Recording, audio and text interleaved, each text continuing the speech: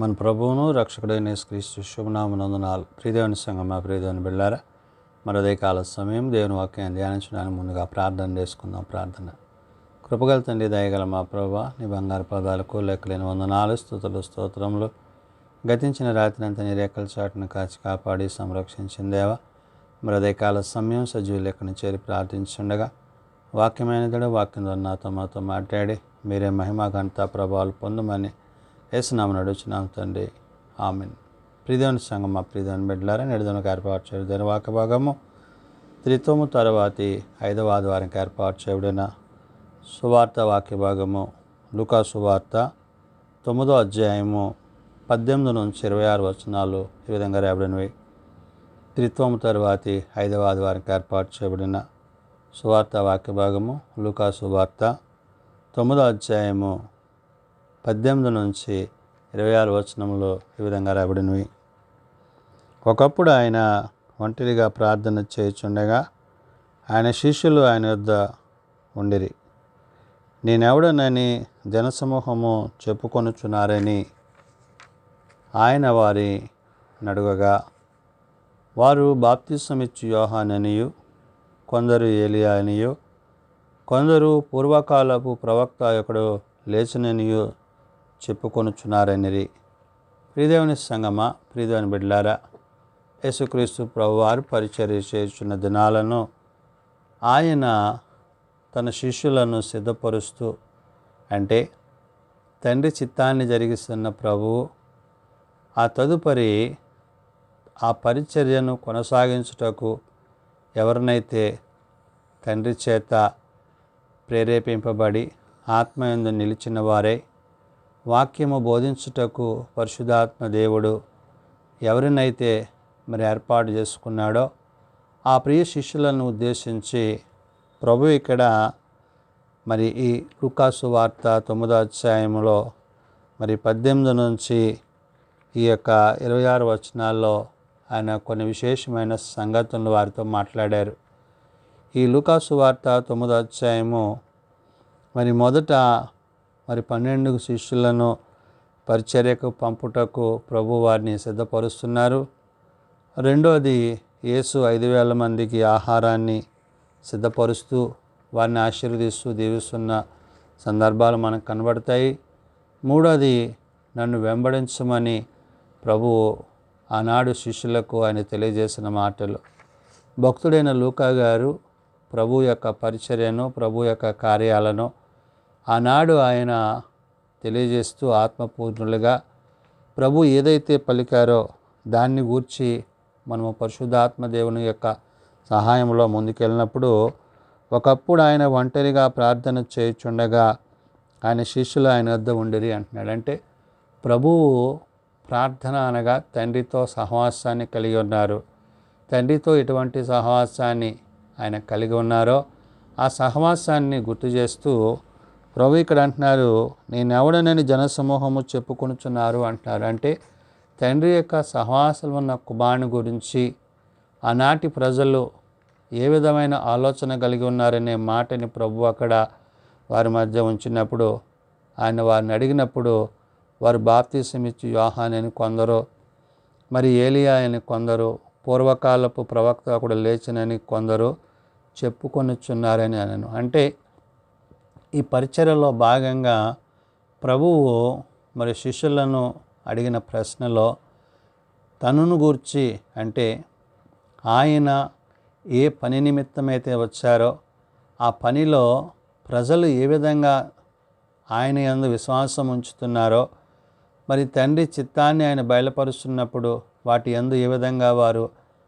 దేవుని యొక్క ఆత్మ యందు నిలిచి ఉన్నారో తెలుసుకోవాలని ప్రభు శిష్యుల్ని అడిగినప్పుడు, కొందరేమో బాప్తిసమిచ్చు యోహాను, అంటే ఆ తల కొట్టబడిన ఆ యొక్క యోహాను తిరిగి మరలా వచ్చాడని, రెండవది ఏలియా అని కొందరు, ఏలియా మరలా జన్మించాడని, పూర్వకాలపు ప్రవక్త ఒకడు లేచినని, అంటే ఈ విధంగా ప్రజల యొక్క మనస్సులో ఆలోచనలో ఏవైతే భావాలు ఉన్నాయో వాటిని శిష్యులు ప్రభు దగ్గర ఈ విధంగా ప్రభు అడిగిన ప్రశ్నకు తెలియజేశారు.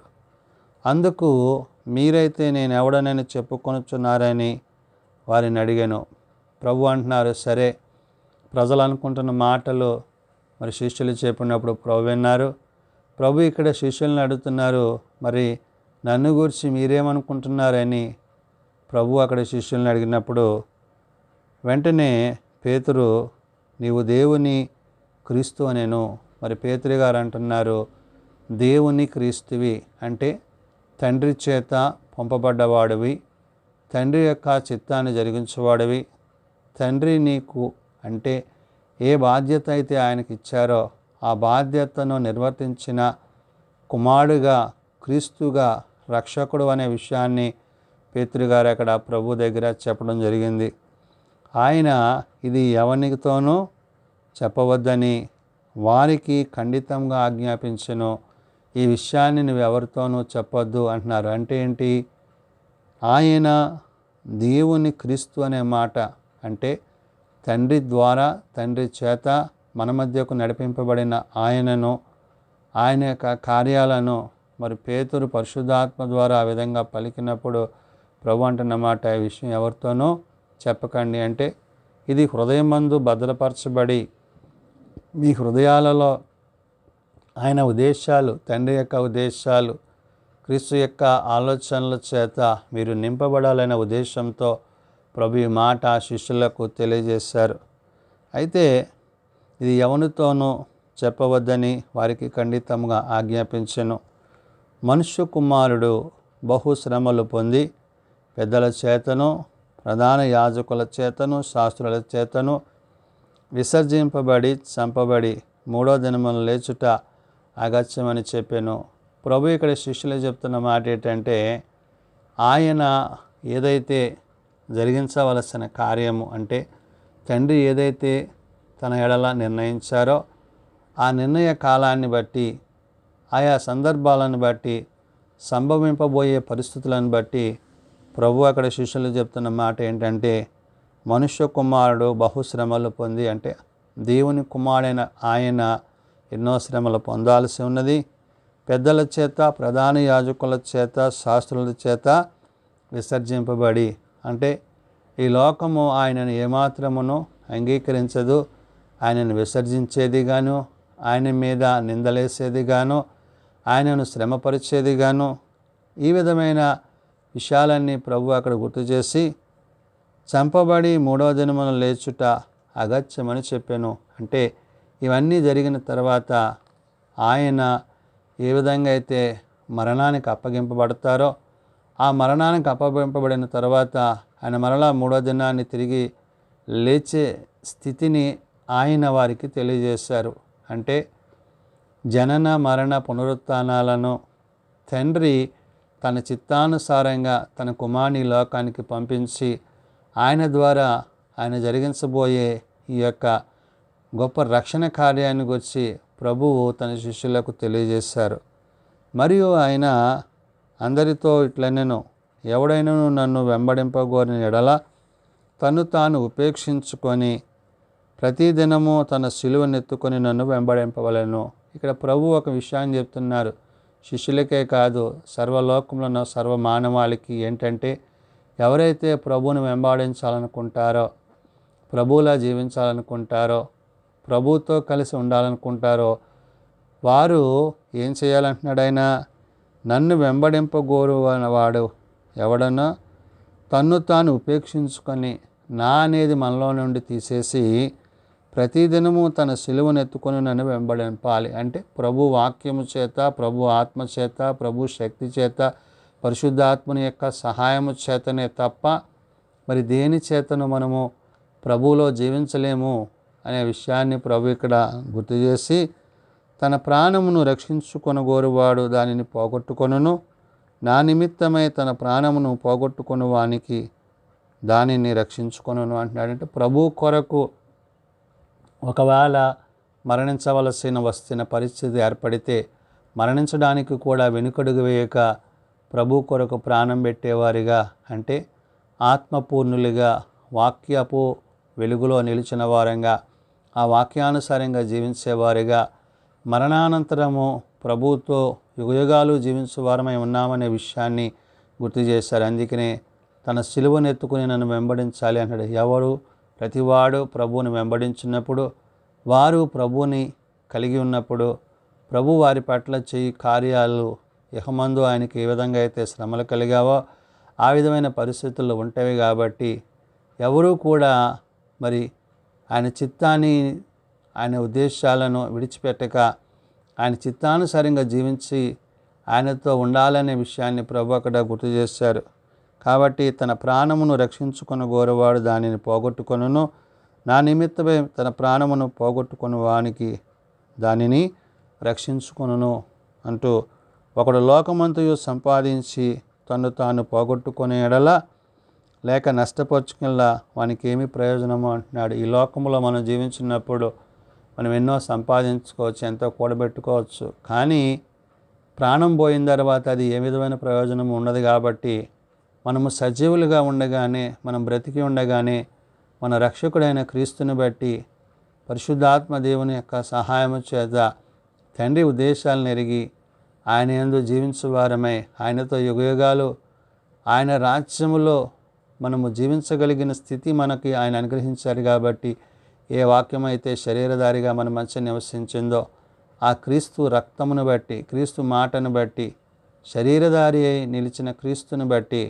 మనము జీవించాలనే విషయాన్ని లూకా గారు తెలియజేస్తూ చివరిగా ఆయన అంటున్న మాట, నన్ను గూర్చియు నా మాటను గూర్చియు సిగ్గుపడివాడెవడో వానిని గూర్చి మనుష్య కుమారుడు తనకును తన తండ్రితోనూ పరిశుద్ధ దూతలతోనూ కలిగి ఉన్న మహిమతో వచ్చినప్పుడు సిగ్గుపడును అంటాడు. ఒకవేళ మనము ప్రభు విషయంలో సిగ్గుపడుతున్నామా, ప్రభువుని అంగీకరించడంలో సిగ్గుపడుతున్నామా, ఆయన్ని మన హృదయాల్లో చేర్చుకోవడంలో సిగ్గుపడుతున్నామా? ఒకవేళ అలాంటి ఆలోచన మనలో ఉంటే గనక ప్రభు రెండో రాకడలో వచ్చినప్పుడు మనము ఏదైతే ఆయన అంగీకరించడానికి విసర్జించిన వారు అవుతామో అప్పుడు మనలను ఆయన విసర్జించునంటున్నాడు. మనము ఎవరము కూడా ఆయనను విసర్జించక ఆయన అంగీకరించి ఆయన వాక్యాన్ని మన హృదయంలో చేర్చుకొని ఆయన వాక్యానుసారంగా మనం జీవించినప్పుడు మన యందు ఆయన నిలుచును. అంటే ప్రభు రెండవ రాకడలో ఆయన మహిమలో మనం ప్రవేశించాలంటే సంఘము యావత్తు పరిశుద్ధత కలిగి నీతిని అనుసరించి సత్యమును అనుసరించి క్రీస్తుని వెంబడించి క్రీస్తు మార్గములో ప్రయాణం చేస్తూ ప్రభుతో పాటు పరిశుద్ధాత్మ ద్వారా తండ్రి రాజ్యములో మనము సదాకాలము జీవించేవారమై ఉండాలని ఉదయకాల సమయమున భక్తుడైన లూకా ద్వారా పరిశుద్ధాత్మ దేవుడు తెలియజేసిన మాటలు. ప్రార్థన చేసుకుందాం.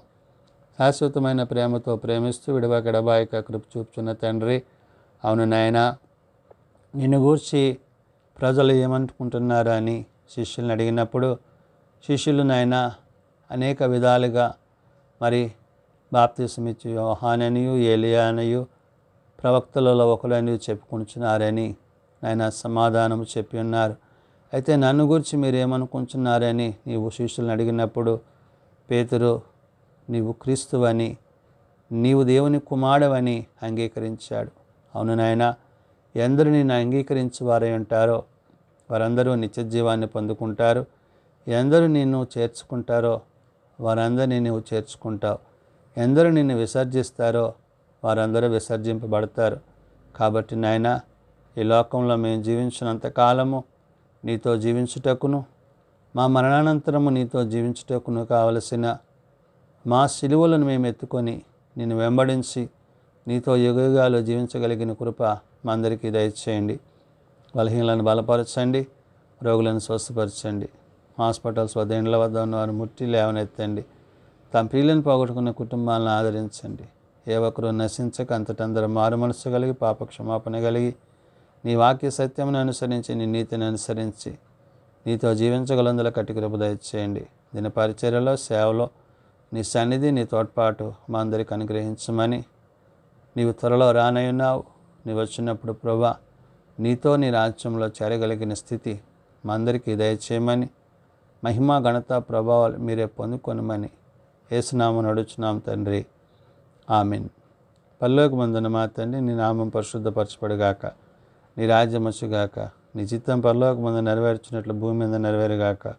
మా అనుదిన నేడు మాకు దయచేయము. వేళ అపరాధం చేసిన వారిని మేము క్షమించి ఉన్న ప్రకారం అపరాధములను క్షమించము. శోధనలో తేకాదశులను తప్పించము. రాజ్యము, శక్తి, మహిమ నిరంతరము నీవే అయినవు తండ్రి. ఆమెన్. మన పరమతండ్రి అయిన దేవుని ప్రేమ, ప్రభువైన యేసుక్రీస్తు కృప, పరిశుద్ధాత్మ నిత్య సహాయము నిరంతరము సదా తోడయండి సంరక్షించునుగాక. ఆమెన్.